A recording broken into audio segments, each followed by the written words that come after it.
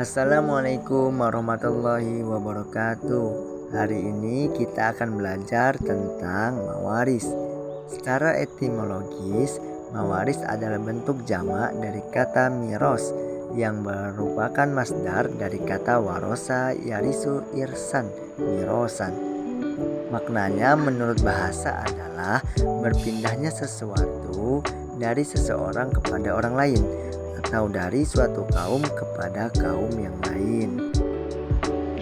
Sedangkan maknanya menurut istilah yang dikenal para ulama ialah berpindahnya hak kepemilikan dari orang yang meninggal kepada ahli warisnya yang masih hidup, baik yang ditinggalkan itu berupa harta atau uang, tanah atau apa saja yang berupa hak milik yang legal secara syar'i. Sedangkan istilah fikih mawaris dimaksudkan ilmu fikih yang mempelajari siapa saja ahli waris yang berhak menerima warisan, siapa yang tidak berhak menerima, serta bagian-bagian tertentu yang diterimanya. Rukun waris ada 3, yaitu al-muwarits.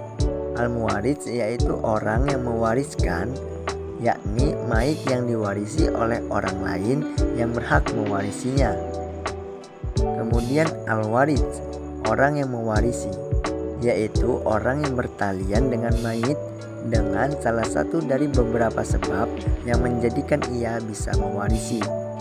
Yang terakhir ialah al-mauruth, adalah harta benda yang menjadi warisan.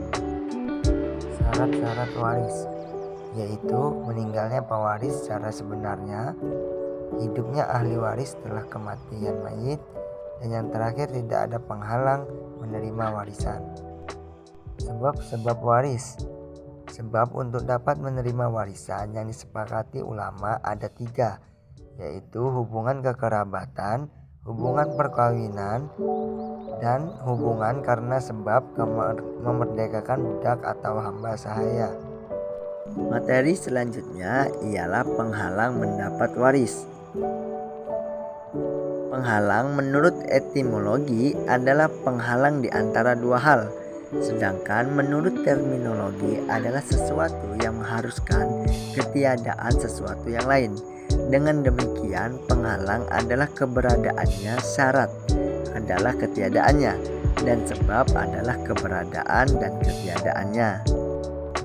Dasar hukum waris yaitu Al-Quran. Sumber utama dalam hukum waris Islam adalah Al-Quran. Surat An-Nisa ayat 11, 12, dan 176 membahas tentang siapa yang berhak mendapat waris dan siapa yang tidak berhak, dan juga beberapa ukuran untuk setiap ahli warisnya. Kemudian dasar hukum waris ialah ada as-sunnah, yaitu hadis Nabi Muhammad SAW, dan yang terakhir ialah ijma' para ulama atau kesepakatan para ulama. Ahli waris terbagi 2 golongan, yaitu golongan laki-laki yang berhak mendapat warisan dan golongan perempuan yang berhak menerima warisan.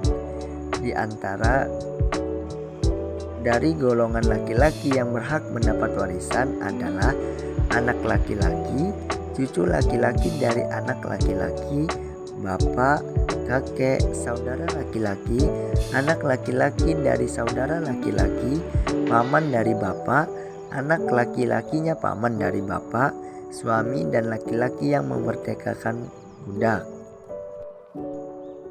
Kemudian selanjutnya kelompok ahli waris perempuan, yaitu anak perempuan, cucu perempuan laki-laki, ibu, nenek dari pihak bapak dan seterusnya ke atas, nenek dari pihak ibu dan seterusnya ke atas, saudara perempuan sekandung, saudara perempuan sebapak, saudara perempuan seibu, istri, orang perempuan yang memerdekakan budak.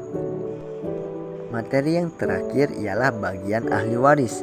Bagian-bagian yang telah ada dalam Al-Quran hanya ada 6, yakni 1/2, 1/4, 1/8, 1/3, 2/3, dan 1/6. Cukup sekian materi kita hari ini. Semoga bermanfaat dan bisa menambah wawasan kita tentang hukum mewaris. Apabila dalam penyampaian banyak kekurangan dari saya mohon maaf sebesar-besarnya. Saya akhiri, wabillahi taufiq wal hidayah. Wassalamualaikum warahmatullahi wabarakatuh.